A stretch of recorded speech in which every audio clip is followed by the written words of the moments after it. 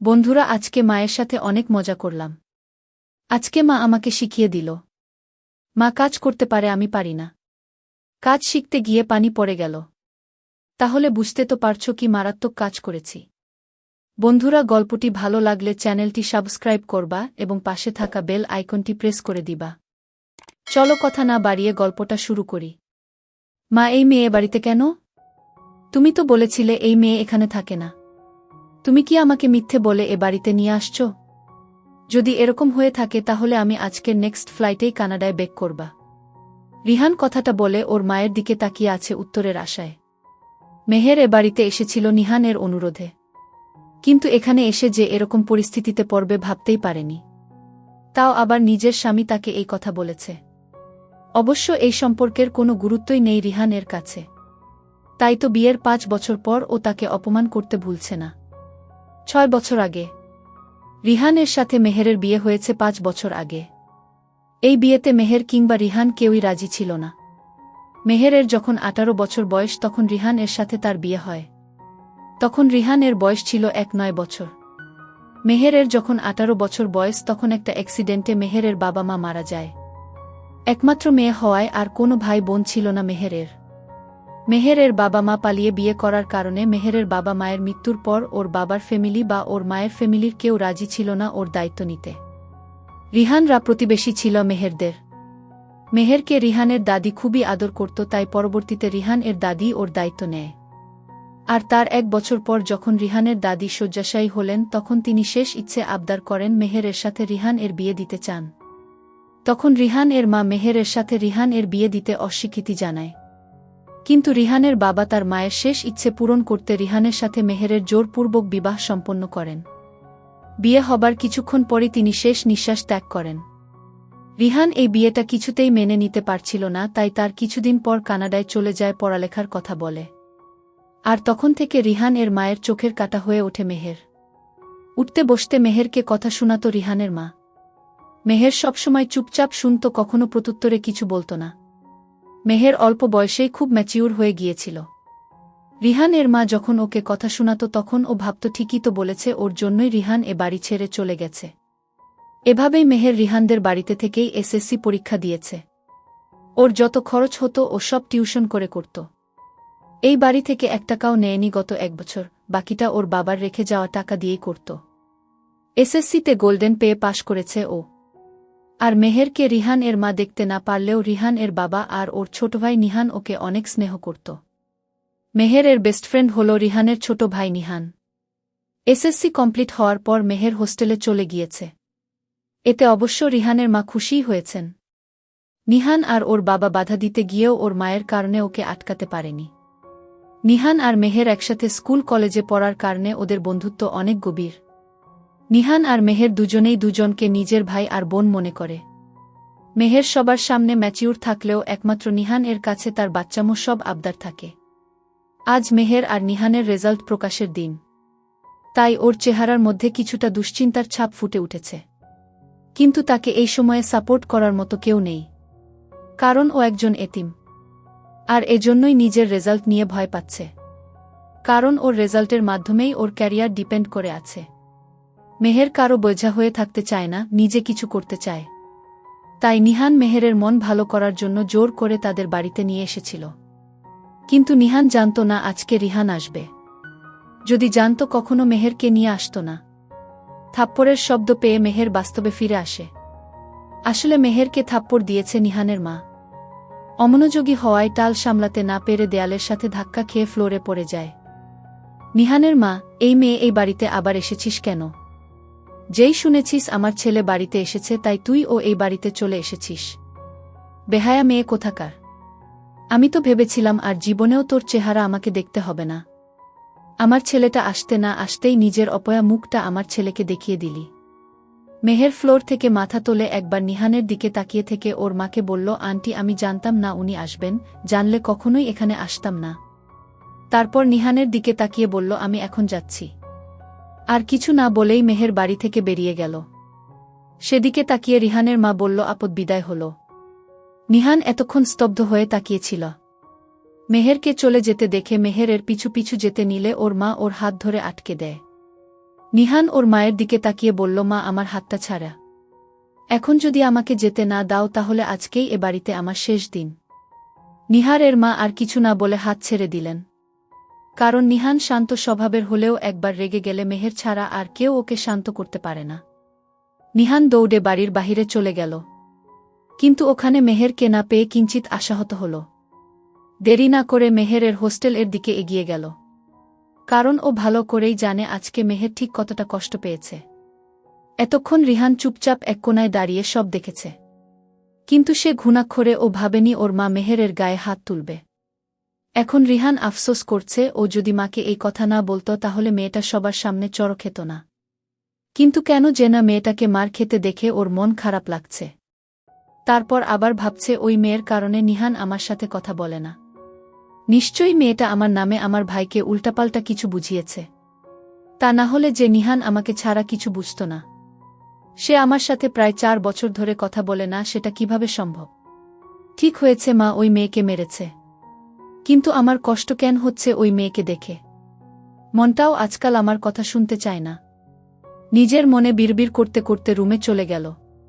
এদিকে নিহান হোস্টেল এর বাহিরে দাঁড়িয়ে মেহেরকে অনবল ফাড়াচ্ছে, রিসিভ হচ্ছে না। গার্লস হোস্টেল হওয়ার কারণে ছেলেদের ভেতরে ঢুকার পারমিশন নেই। দারোয়ানকে কতবার রিকোয়েস্ট করল ওকে যেন ভিতরে যেতে দেয়, কিন্তু খাটাস বেটা ভেতরে যেতেই দিচ্ছে না। নিহান বাহিরে দাঁড়িয়ে আছে, প্রায় 1 ঘন্টা হতে চলল। তখন শুনল কেউ তাকে বলছে, এটা খেয়ে নে, মাথা ঠান্ডা হবে। আর বেশি বেশি এনার্জি পাবি আমাকে বকা দেওয়ার জন্য।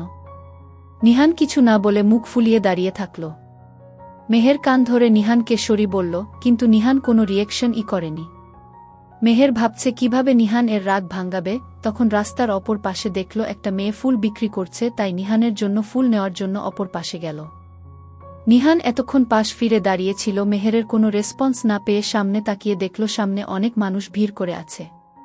কৌতূহলবশত সেদিকে এগোতেই মেহেরকে অবস্থায় পড়ে থাকতে দেখল। আলো রুমে এসেই দেখতে পায় তার মা বিছানায় শুয়ে আছে। আলো ভয়ে ভয়ে রুমে প্রবেশ করে। অতঃপর একটা দীর্ঘশ্বাস ফেলে বলে, আম্মু কিছু বলবে? কিন্তু বিপরীত দিক থেকে কোনো উত্তর আসে না। আলো বলে, আসলে আমি একটু বিলীন অভয়ারণ্যের দিকে গেছিলাম। আমার রেজাল্টের ব্যাপারে জানো আম্মু? আমি জিপিএ 5 পেয়েছি। তুমি খুশি হওনি? কিন্তু তবুও কোনো প্রত্যুত্তর আসে না। আলো এবার তার মায়ের হাত ধরে বলে, আম্মু কিছু বলছো না কেন? এমন সময় সে উপলব্ধি করতে পারে মালতী খাতুন এর গান নেই। আলো চিন্তিত হয়ে পড়ে। বলে ওঠে, কি হয়েছে তোমার আম্মু? তুমি কথা বলছো না কেন? শেফালি আন্টি, তুমি দেখো না আম্মু কেন জানি কোনো রেসপন্স করছে না। শেফালি বেগম ছুটে আসেন। এসেই তিনি দেখতে পান মালতী খাতুন গানহীন হয়ে পড়ে আছেন। তিনি ভীষণ দুশ্চিন্তাগ্রস্ত হয়ে পড়েন। কিছুক্ষণ মালতী খাতুনকে ডাকাডাকি করে বুঝতে পারেন এসব করে কোনো লাভ হবে না। এজন্য তিনি বলেন, আলো, তুই তোর মায়ের পাশেই থাক। আমি দেখছি কি করা যায়। মনে হয় তোর মাকে হাসপাতালে নিতে হবে। কিছুদিন ধরেই ও বলছিল ওর শরীরটা ভালো যাচ্ছিল না, জানি না কি হয়েছে। আলো কাঁদতে থাকে। কাঁদতে কাঁদতে বলে, ও আম্মু, তুমি চোখ খোলো না। আমি তোমার সব কথা মেনে চলব আম্মু। তুমি যা বলবে তাই করব। দয়া করে চোখ খোলো আম্মু। এভাবেই এক তুমুল অস্থিরতার সৃষ্টি হয়। খুব শীঘ্রই অ্যাম্বুলেন্সে করে মালতী খাতুনকে একটি স্থানীয় সরকারি হাসপাতালে নিয়ে যাওয়া হয়। সেখানেই তার চিকিৎসা শুরু হয়। নতুন দিনের আগমন ঘটল পৃথিবীতে। কিন্তু আলোর জীবনে যেন এই ভোরের আলো এক উপহাস নিয়ে এলো। তার জীবনের একমাত্র আশার প্রদীপ। তার মার অবস্থা এখনও ঠিক হয়নি। ডাক্তার জানিয়েছেন মালতী খাতুনের হার্টে অনেক বড় সমস্যা দেখা দিয়েছে। তার উন্নত চিকিৎসা প্রয়োজন, যা এই সরকারি হাসপাতালে হবে না। এর জন্য তাদের কোনো ভালো হাসপাতালে যেতে হবে। এসব শুনে যেন আলোর মাথায় আকাশ ভেঙে পড়েছে। শেফালি বেগম আলোর কাঁধে হাত দিয়ে বলেন, তুই এত চিন্তা করিস না আলো, আমি দেখছি কি করা যায়। আলো বলে, তুমি তো আমাদের জন্য অনেক করেছ শেফালি আন্টি। আর কত কি করবে আমাদের জন্য? এটা তুই কেমন কথা বলছিস আলো? আমি কি তোদের পর? তোদের আপন ভাবি জন্যই তো সবসময় তোদের পাশে থাকার চেষ্টা করি। সেটা আমি জানি আন্টি। তবে এবার আমি আমার মায়ের পাশে থাকতে চাই। তার মেয়ে হওয়ার দায়িত্ব পালন করতে চাই। তুই এতটুকু একটা মেয়ে কি করবি? আলো চোখের জল মুছে বলে, জানি না, কিন্তু কিছু না কিছু তো করবই। আম্মুকে সুস্থ করার দায়িত্ব এখন আমারই। অন্যদিকে এভারগ্রিন হসপিটালে নিজের প্রথম দিনের ক্লাস করতে এসেছে বৃষ্টি। তার চোখ জুড়ে হতাশা। যেই উদ্দেশ্য নিয়ে সে বাংলাদেশে পা রেখেছিল তার সেই আশা অপূর্ণই থেকে গেল। তবে বৃষ্টি এখনও আশা ছেড়ে দেয়নি, তার তীব্র বিশ্বাস সে তার মাকে আবারও খুঁজে পাবে। এসব ভেবে আনমনে হাসপাতালের করিডোর দিয়ে হেঁটে যাবার সময় হঠাৎ কারো একটা সাথে ধাক্কা খায় বৃষ্টি। তাল সামলাতে না পেরে সে যেই পড়ে যেতে নেবে এমন সময় কেউ হঠাৎ তাকে ধরে ফেলে। বৃষ্টি ভয়ে দুই চোখ বন্ধ করে নিয়েছিল। পরে যায়নি এটা নিশ্চিত হয়েই দুই চোখ মেলে তাকায় বৃষ্টি। আর তাতেই নিজের চোখের সামনে ক্ষুব্ধ চোখে তাকিয়ে থাকা এক পুরুষ অব্যয়ের সাক্ষী হয় সে। বৃষ্টি বলে, আপনাকে অসংখ্য ধন্যবাদ। নিজের কথা শেষ করার পূর্বেই বিপরীত দিকে থাকা পুরুষটি তাকে বলে ওঠে, দেখে চলতে পারেন না? চোখ কি কপালে নাকি? বৃষ্টি কিছুটা অপমানিত বোধ করে, তাই আর কিছু বলে না। এমন সময় একজন নার্স এসে বলে ওঠে, ডক্টর সৌরভ চৌধুরী, আপনি প্লিজ তাড়াতাড়ি কার্ডিওলজি ডিপার্টমেন্টের দিকে চলুন, একজন নতুন পেশেন্ট এসেছেন, ওনার অবস্থা বেশ খারাপ। আপনাকে ভীষণ প্রয়োজন। কথাটা শোনা মাত্রই লোকটি দ্রুত কার্ডিওলজি ডিপার্টমেন্টের দিকে পা বাড়াল। বৃষ্টি জানতে পারল বদরাগী ডাক্তার লোকটার নাম সৌরভ চৌধুরী এবং তিনি একজন কার্ডিওলজিস্ট। বৃষ্টি আর ব্যাপারটাকে বেশি পাত্তা দিল না, সে নিজের মতো নিজের ক্লাসের দিকে এগিয়ে গেল। আলো উদাসীন মন নিয়ে মেইন রোড দিয়ে হেঁটে বেড়াচ্ছে। একটু আগেই সে ডাক্তারের সাথে কথা বলেছে। দেশের সরকারি হাসপাতালগুলোর বেহাল দশা সম্পর্কে সকলেই জানে। তেমনি আলোকেও ডাক্তার পরামর্শ দিয়েছে তার মাকে দ্রুতই কোনো বেসরকারি হাসপাতালে নিয়ে যাওয়ার জন্য। আলো তখন জানতে চেয়েছিল বেসরকারি হাসপাতালে তার মায়ের চিকিৎসার জন্য কীরকম খরচ লাগতে পারে। সেই সময় ওই ডাক্তার স্পষ্টভাবে কিছু বলতে না পারলেও জানিয়েছেন কম করে হলেও ৫ লাখ টাকা তো লাগবেই। এই কথা শুনে আলোর মাথায় যেন আকাশ ভেঙে পড়েছে, এতগুলো টাকা সে কিভাবে জোগাড় করবে? এটাই তার মূল চিন্তার কারণ হয়ে দাঁড়িয়েছে। এদিকে যেতে যেতেই হঠাৎ আলোর নজরে আসে একটি বিলবোর্ড। যেই বিলবোর্ডে লেখা ছিল, খুব শীঘ্রই অনুষ্ঠিত হতে যাচ্ছে আন্তঃক্লাবের আন্ডার-19 ক্রিকেট টুর্নামেন্ট। এজন্য চৌধুরী ক্লাবের পক্ষ থেকে তরুণ কিছু ক্রিকেটার খোঁজা হচ্ছে। অংশ নেওয়া প্রত্যেক ক্রিকেটারকে সম্মানী বাবদ ৫০,০০০ টাকা দেয়া হবে এবং যদি তারা ম্যাচ জিততে পারে তাহলে দেয়া হবে ২ লাখ টাকার চেক। আলো অবাক চোখে বিলবোর্ডটা দেখে। তার কাছে যেন মনে হয় এটা তার জীবনে একটা নতুন আশার দ্বার খুলে দিয়েছে। আলো বলে ওঠে, এই ক্রিকেট টুর্নামেন্টে অংশ নিয়ে তো আমি খুব সহজেই অনেক টাকা রোজগার করতে পারি। সেটা দিয়ে মায়ের চিকিৎসার প্রায় অনেক অংশই বহন করতে পারব। কিন্তু আলোর চোখ আটকে যায় যখন সে দেখে এটা পুরুষদের টুর্নামেন্ট। আলোর মনের মাঝে যে সম্ভাবনা জেগে উঠেছিল তা যেন নিভে যায়। আলো একটা দীর্ঘ শ্বাস ফেলে বলে, তাহলে কি আমার আর কোনো আশা নেই? মায়ের চিকিৎসার টাকা কি তাহলে আমি জোগাড় করতে পারব না? এমন সময় আলোর নজর যায় রাস্তার একপাশে দাঁড়ানো নাট্যদলের কিছু সদস্যর দিকে। তারা বিভিন্ন সাজসজ্জায় সজ্জিত ছিল। তাদের মধ্যে একজন পুরুষকে দেখে তার চোখ আটকে যায়। তাকে কেমন জানি সন্দেহভাজন লাগছিল। একটু পরেই সে নিজের মুখে লাগানো নকল দাড়িগোঁফ সরিয়ে নেয়। আর প্রকাশিত হয় এটা কোনো পুরুষ নয়, এক নারী যে ছেলে সেজেছিল। এটা দেখে আলোর মাথায় এক নতুন বুদ্ধি আসে। সে বলে ওঠে, মায়ের জন্য এটা আমায় করতেই হবে।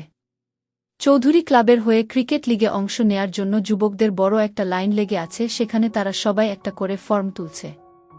এরকমই সেই লাইনের মধ্যে থেকে এক তরুণ এগিয়ে আসে ফর্ম বিতরণ করা পুরুষ জানতে চা, তোমার নাম কি? সে আলতো হেসে বলে, আমার নাম আলু সর্দার। তোমার পেটে আমার বাচ্চা নয়, এটা অন্য কারো বাচ্চা। এই বাচ্চাকে আমি কিছুতেই নিজের বলে মেনে নিব না। কিছুক্ষণ পর আসবে কলবে টুইস্ট। তোমরা গল্পটি শুনতে থাকো। নিজের স্বামীর থেকে এই কথা শুনে চমকে উঠলেন মালতী খাতুন। তার চোখের কার্নিশ বেয়ে বয়ে চলল নোনা জল। দীর্ঘ ৮ বছরের সংসার জীবনে এত আত্মত্যাগের পরও কিনা তার স্বামী তাকে বিশ্বাস করতে পারল না। মালতী খাতুন আজ চাইলেই নিজের সপক্ষে কিছু বলতে পারতেন, কিন্তু তিনি বললেন না। শুধু নিজের স্বামীর উদ্দেশ্যে প্রশ্ন ছুড়লেন, আমার উপর কি একটুও ভরসা করা যায় না? আমাদের এতগুলো বছরের সংসারের থেকেও কি তোমার কাছে ওই মিথ্যা প্রমাণগুলো বেশি দামি? সিরাজুল মজুমদার পাষাণ স্বরে বললেন, নিজের চোখে দেখা সত্যকে আমি অস্বীকার করতে পারব না। তুমি একজন ব্যভিচারী। আমার দেশের বাইরে অবস্থান করার সুযোগ নিয়ে তুমি অন্য একটা পুরুষের সাথে ছি। আমার বলতেও লজ্জা করছে। তোমার সৌভাগ্য এটাই যে তুমি আমার 5 বছর বয়সী মেয়ের মা, এজন্যই তোমার উপর দয়া করে তোমায় ছেড়ে দিচ্ছি। না হলে তো এই ব্যভিচারের দায় আমার তোমায় মেরে মাটিতে পুঁতে দেয়া উচিত ছিল গু। মালতী খাতুন আর কিছু বললেন না, শুধু নির্বিকার চেয়ে রইলেন। সিরাজুল মজুমদার তা দেখে রাগী কণ্ঠে বললেন, এখনো দাঁড়িয়ে আছ কোনো মুখে? বেরিয়ে যাও আমার বাড়ি থেকে গিয়ে। মালতী খাতুন ধরে আসা গলায় বলেন, যাওয়ার আগে কি শেষবারের মতো একবার আমাকে সুরাইয়ার সাথে দেখা করতে দেবে? খবরদার তোমার ওই পাপী মুখে আমার মেয়ের নাম নেবে না। এক্ষুনি বেরিয়ে যাও এই বাড়ি থেকে গিয়ে। মালতী খাতুন বুঝলেন আজ আর তার কোনো অনুরোধেই সিরাজুল মজুমদারের মন গলবে না। তাই তো তিনি আর কোনো দাবি দেওয়া না করে এক কাপড়ে বেরিয়ে এলেন নিজের স্বামীর ভিটে ছেড়ে। বের হওয়ার সময় তার বুক কেঁপে উঠল, কিন্তু পা থামল না এক মুহূর্তয়ে। নিজের স্বামীর করা জঘন্য অপমানগুলো বহন করে তিনি বেরিয়ে এলেন মজুমদার বাড়ির বাইরে। বাইরে এসে চোখের জল মুছে বললেন, তুমি একদিন এসব কিছুর জন্য আফসোস করবে। মিলিয়ে নিও আমার কথা গিয়ে। মালতী খাতুন এগিয়ে চললেন এক অজানা গন্তব্যের উদ্দেশ্যে। মনে করতে লাগলেন তার জীবনের একের পর ঘটনাগুলো। বড়লোক বাবার একমাত্র মেয়ে মালতী খাতুন। বাবা আর 3 ভাইয়ের একমাত্র আদরের বোন ছিলেন তিনি, এক কথায় সবার চোখের মণি। বাবা ভাইয়েরা চাইত মালতী খাতুন জীবনে অনেক সুখী হোক। তার সুখের কথা ভেবেই ধনাঢ্য এক বনেদি পরিবারে মালতীর বিয়ে ঠিক করেছিলেন তারা। কিন্তু ঢাকা বিশ্ববিদ্যালয় পড়ুয়া মালতী যে মন দিয়ে বসেছিল তারই এক সহপাঠী সিরাজুল মজুমদারকে। আর তাই নিজের পরিবারকে বোঝানোর চেষ্টা করেন তার ভালোবাসার মর্মটা। কিন্তু মালতীর বাবা ভাই কেউই তাদের এই সম্পর্কটা মেনে নেয় না। কারণ একে তো সিরাজুলের সাথে তাদের স্ট্যাটাস মেলে না, তার উপর সিরাজুলের বাবা এককালে মালতীর বাবার অফিসের কর্মচারী ছিল। এই বিষয়টাই তাদের ভালোবাসার পথে বাধা হয়ে দাঁড়ায়। কিন্তু মালতী এসব বাধা মানতে নারাজ ছিল, আর তাই তো পরিবারের অমতে পালিয়ে গিয়ে বিয়ে করে সিরাজুল মজুমদারকে। নিজের আদরের মেয়ের থেকে এই অবাধ্যতা সহ্য করতে পারেননি মালতীর বাবা, আর তাই তো এই ঘটনার পরই তিনি স্ট্রোক করে সম্পূর্ণ প্যারালাইজড হয়ে পড়েন। মালতী এসব জেনে তার বাবার সাথে দেখা করতে গেলে তার 3 ভাই এবং মা তাকে অপমান করে তাড়িয়ে দিয়েছিল। মালতীর মা তো অভিশাপ দিয়ে বলেছিলেন যে জীবনে এক না একদিন এর যথাযথ শাস্তি তিনি পাবেনই। আজ হয়তো তার মায়ের সেই অভিশাপই ফলল। ভাবতে ভাবতেই মালতী খাতুনের কান্নার গতি বাড়ল। মনে পড়ে গেল বিয়ের পরবর্তী জীবনের গল্প। মালতীর সাথে বিয়ের পরই যেন সিরাজুল মজুমদারের ভাগ্য খুলে গেল। হঠাৎ করে তিনি একটা ব্যবসা শুরু করলেন এবং কিছুদিনের মধ্যেই তার ব্যবসা ফুলে ফেপে উঠল। শহরের অন্যতম ধনাঢ্য ব্যক্তি হয়ে উঠলেন তিনি। এরপর তাদের জীবনে এলো তাদের প্রথম সন্তান সুরাইয়া বৃষ্টি, যে তাদের জীবনে এক পশলা বৃষ্টি হয়ে নেমেছিল যেন। সেই সুরাইয়াকে নিয়েই তাদের দীর্ঘ সুখের সংসার ভালোই কাটে। কিন্তু এর মাঝেই হঠাৎ তাদের জীবনে ঘনিয়ে আসে এক আঁধার। সিরাজুল মজুমদার এই ব্যবসার জগতে এসে অনেক শত্রু বানিয়ে ফেলেন। তাদেরই একজন সুমন পাটোয়ারি। এই সুমন পাটোয়ারির শুরু থেকেই মালতীর দিকে কুনজর পড়েছিল। যখন এক বিজনেস মিটিং এ তিনি মালতীকে দেখেছিলেন, তার এই খারাপ উদ্দেশ্য বুঝতে সিরাজুল মজুমদারেরও বেশি বেগ পেতে হয় না। তাই তিনি মালতী খাতুনকে ঘরের 4 দেয়ালের মধ্যেই একদম বন্ধ করে ফেলেন তার নিরাপত্তার কথা ভেবে। কিন্তু শিক্ষিত মালতীর এই বন্দিদশা ভালো লাগত না। তিনি ঢাকা বিশ্ববিদ্যালয় থেকে মাস্টার্স ডিগ্রি অর্জন করেছিলেন, আর তার ইচ্ছা ছিল শিক্ষকতা পেশায় যোগ দেয়া। সেজন্যই তিনি লড়াই করে যান নিজের স্বামীর সাথে। এই থেকে তাদের সম্পর্কের টানাপোড়েন শুরু হয়। মালতী খাতুন এক প্রকার সিরাজুল মজুমদারকে উপেক্ষা করেই একটি প্রাইমারি স্কুলে শিক্ষক হিসেবে যোগ দেন, যা সিরাজুল মজুমদারকে মনক্ষুণ্ণ করে। এরপর একদিন সিরাজুল মজুমদারকে তার কোম্পানির কিছু জরুরি কাজে সিঙ্গাপুরে যেতে হয়। আর সিঙ্গাপুর থেকে ফিরেই তিনি জানতে পারেন মালতী খাতুন মা হতে চলেছেন। এই বিষয়টাতে তিনি প্রথমে ভীষণই খুশি হয়েছিলেন। কিন্তু বিপত্তি ঘটে তখন, যখন তার ব্যবসায়িক প্রতিদ্বন্দ্বী সেই সুমন পাটোয়ারি তাকে কিছু ছবি পাঠায়, যেখানে মালতী খাতুন ও তার ঘনিষ্ঠতা স্পষ্ট ছিল। এসব দেখেই সিরাজুল মজুমদার মালতীকে অবিশ্বাস করতে শুরু করেন। তিনি ভাবতে থাকেন এসব কারণেই মালতী তার অবাধ্যতা করেছে, আর এখান থেকেই তাদের সুন্দর সম্পর্কের চির ধরে। মালতী সিরাজুল মজুমদারকে অনেক বোঝানোর চেষ্টা করেন যে এসব ছবি মিথ্যা, কিন্তু তিনি কোনো কথাতেই কান দেন না। অবশেষে আজ পরিস্থিতি সবথেকে তিক্ত হয়ে ওঠে যখন সিরাজুল মজুমদার তার সন্তানকে অস্বীকার করে তাকে বাড়ি থেকেই বের করে দেয়। মালতীর এখন একমাত্র ভরসা তার বান্ধবী শেফালি। কারণ সেই তার বিপদের একমাত্র সঙ্গী। মালতী শেফালির বাড়িতে এসে উপস্থিত হয়। শেফালি একজন বিধবা নারী যিনি একা এই শহরে বাস করছেন। ভালোবেসে বিয়ের মাত্র 1 বছরের মাথায় সড়ক দুর্ঘটনায় নিজের স্বামীকে হারিয়েছেন তিনি। তারপর থেকে একাই থাকেন। শেফালি একজন বিসিএস ক্যাডার এবং কৃষি মন্ত্রণালয়ে চাকরি করছেন। মালতীর থেকে সব শুনে তিনি হতবাক হয়ে বলেন, তোর স্বামী তোকে বিশ্বাস করল না? এটা কেমন কথা? আমি বুঝতে পারছি না শেফালি। যাকে ভালোবেসে একসময় আমি নিজের পরিবারকে ত্যাগ করেছিলাম, আজ সে আমাকেই ত্যাগ করল গু। দুঃখ পাস না মালতী, দেখবি সব ঠিক হয়ে যাবে উ। আসলেই কি সব ঠিক হবে? এই প্রশ্নই আনাগোনা করতে থাকে মালতী খাতুনের মনে। অন্যদিকে 5 বছর বয়সী ছোট্ট সুরাইয়া মলিন চোখে তাকিয়ে আছে তার বাবার দিকে। সিরাজুল মজুমদার ক্ষিপ্ত হয়ে সবকিছু গোছগাছ করছেন। ছোট্ট সুরাইয়া কাঁদো কাঁদো স্বরে বলে, মম কোথায় ড্যাড? মমকে আমার কাছে এনে দাও না আগে। সিরাজুল মজুমদার রেগে বলেন, মরে গেছে তোমার মম। আর একবারও ওই মহিলার নাম আমার সামনে নেবে না আগে। নিজের বাবার থেকে এমন ধমক খেয়ে ছোট্ট সুরাইয়া কাঁদতে থাকে। সিরাজুল মজুমদার আবারও ধমকে বলেন, এসব কান্না বন্ধ করো। তোমার সব জিনিস আমি গুছিয়ে নিয়েছি। আমরা এখনই এই বাড়ি, এই শহর, এমনকি এই দেশও ত্যাগ করব। কোথায় যাব আমরা ড্যাড? সিঙ্গাপুরে। আমি চাই না ওই ব্যভিচারী মহিলার ছায়াও আর তোমার উপর পড়ুক। তাই আমি তোমাকে নিয়ে অনেক দূরে চলে যাব, যেখানে ওই মহিলা কখনোই তোমার নাগাল পাবে না। আমি যাব না গে। চুপ যেতে তোমাকে হবেই গে। এভাবেই জোরপূর্বক নিজের মেয়ে সুরাইয়াকে নিয়ে সিঙ্গাপুরে চলে যান সিরাজুল মজুমদার। 9 মাস পর পৃথিবীতে এলো এক নতুন প্রাণ। মালতী খাতুন কোল আলো করে আজ জন্ম নিল আরও একটি কন্যা সন্তান। শেফালি নিজ হাতে তাকে মালতীর কোলে তুলে দিয়ে বলল, তোর আবারও মেয়ে হয়েছে রে। কি নাম রাখবি ওর? মালতী খাতুন অনেক কষ্টে হেসে বলেন, ও শুধু আমার মেয়ে হয়ে আসেনি, ও আমার জীবনে আলো হয়ে এসেছে। আমি জানি একদিন এই মেয়েই আমার জীবনের সব আধার দূর করে আলো নিয়ে আসবে। তাই আমি ওর নাম রাখব কুসুমাইয়া আলো।